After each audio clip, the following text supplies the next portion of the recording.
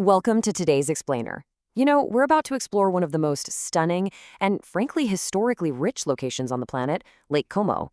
We're taking a journey together, all the way from its violent geological depths right up to those sun-drenched modern shores. So whether you're a geography buff, a history nerd, or maybe just planning your next getaway, there is something absolutely fascinating waiting for us here. Let's get into it. Okay, let's dive in. Here's our roadmap. First, we'll look at how the lake was carved by ice and time. Second, the Romans, royals, and the Renaissance. Third, life beneath the surface. And finally, a modern traveler's guide. Part 1. Carved by ice and time. Long before this lake was a playground for movie stars, it was actually a dramatic geological battlefield. To really get this, we have to ask a question that sounds kind of bizarre. How exactly did a drying sea create Europe's deepest lake? Because Lake Como's story, it doesn't start with ice at all. It actually starts millions of years ago in the Mediterranean Sea. Picture this. Nearly 6 million years ago, during the Messinian salinity crisis, the Mediterranean Sea practically dried up.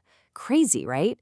Because those sea levels plummeted, alpine rivers like the ancient Otter River had to flow much further downhill, and in doing so, they carved these incredibly deep, plunging canyons into the earth.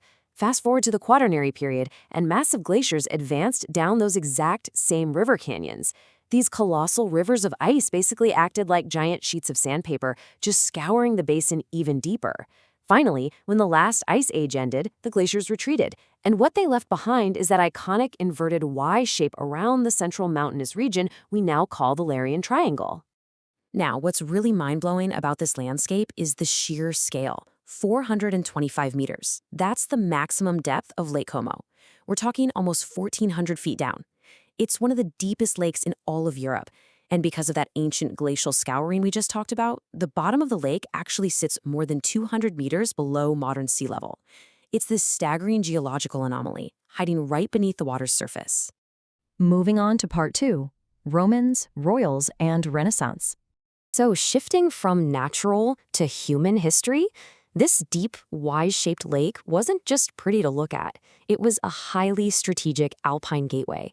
And because of that, it's been fought over, conquered, and developed for literally millennia. Let's trace this really quick. In 1960 BC, Romans conquered the local Celtic tribes. But the real game changer hits in 59 BC. Julius Caesar himself orders the draining of local marshes to establish Novum Como with 5,000 colonists. This spot became a vital link on the Via Regina trade route, connecting the Po Valley to northern Europe. Jump ahead to the Middle Ages, and the lake is basically a war zone between rival city-states. Holy Roman Emperor Frederick Barbarossa was out there building massive defensive towers around the lake in the 1100s. And skipping forward to the scientific Enlightenment, the city of Como proudly gives us Alessandro Volta in 1745. Yep, the physicist who invented the electric battery. But it wasn't all trade and warfare. It was also about leisure. The Roman author Pliny the Younger nailed it when he described the lake as a haven for study, hunting, and fishing. Pliny built magnificent estates here, basically pioneering the whole concept of otium, which was this idea of active, cultured leisure away from the chaotic politics of Rome. And you know what? That sparked a villa culture of lush gardens and aristocratic retreats that absolutely defines Lake Como today. But the lake's history isn't just luxury. It has moments of incredible resilience, too. Take the Sasso del Pane, or the Bread Rock.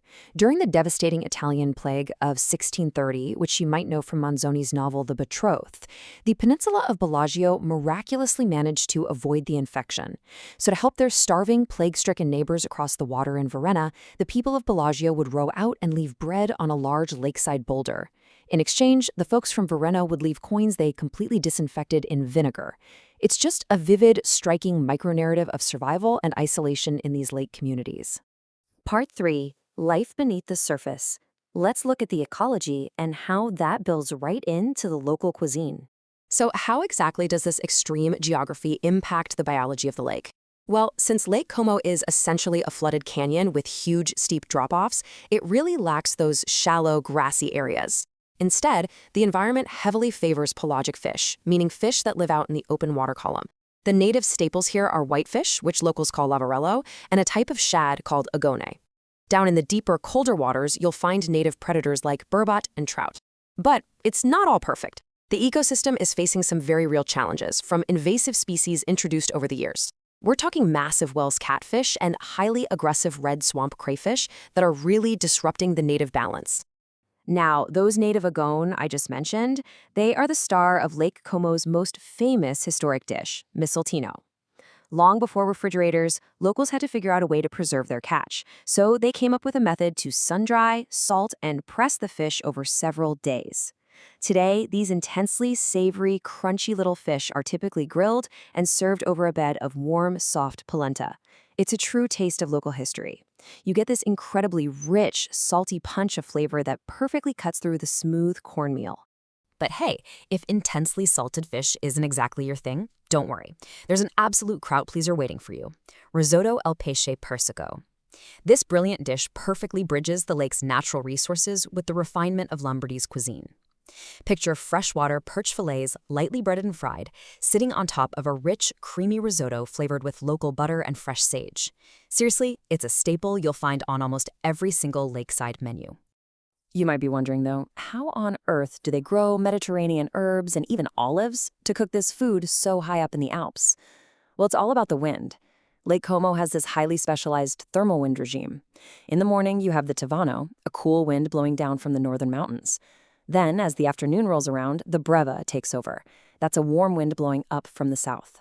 This constant clashing of thermal winds, combined with this massive, deep body of water acting like a giant heat battery, creates a stunningly mild microclimate.